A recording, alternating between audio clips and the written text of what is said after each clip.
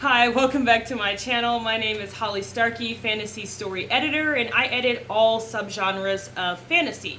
So for today's video, I want to start my world building series. This is the first video in that series. I'm just going to discuss various aspects of world building and how they relate to your novel.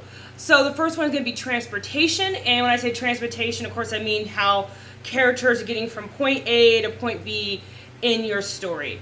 So transportation matters because it is every day for almost everyone on the planet. So whether you're walking or riding a bike, on a train, or even on a bus, transportation is just an everyday thing.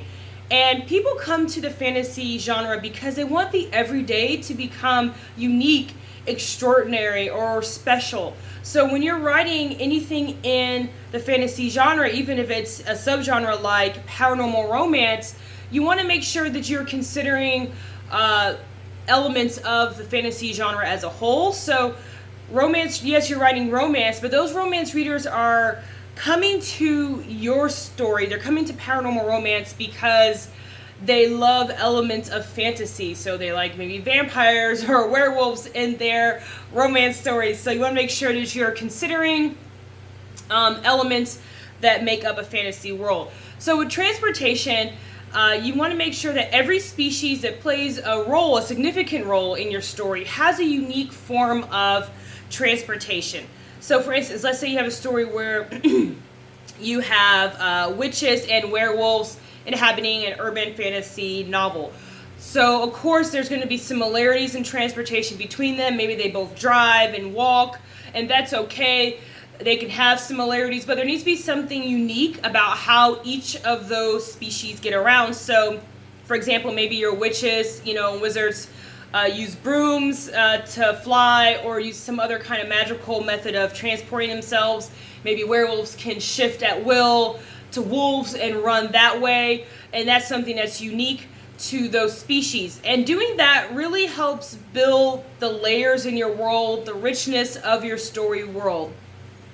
But of course, every single time your witch or your werewolf moves around, they don't have to be doing something extraordinary in terms of transportation. You can, of course, have them walking and driving sometimes. That's totally okay. But you want to make sure you do show your reader that there is something unique about how they get around.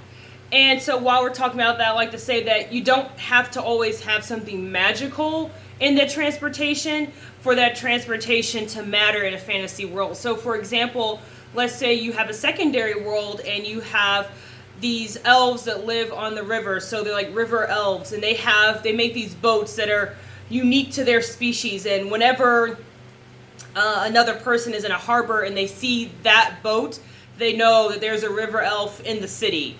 So you can have something like that where that transportation it exists in our world. Of course, boats exist in our world, but you've made it so that these elves have their own special boat, and maybe the other species and subspecies in your world have something that's unique to them.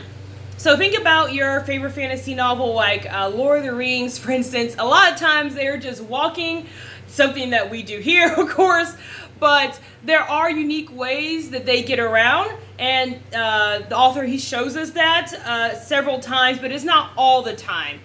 And of course, they're walking, but it is also surrounded by something that is extraordinary. So even if you have your river elves, using boats, or you have your witches occasionally flying broomsticks, there are other fantasy things happening around them, and you have shown your reader a unique mode of transportation.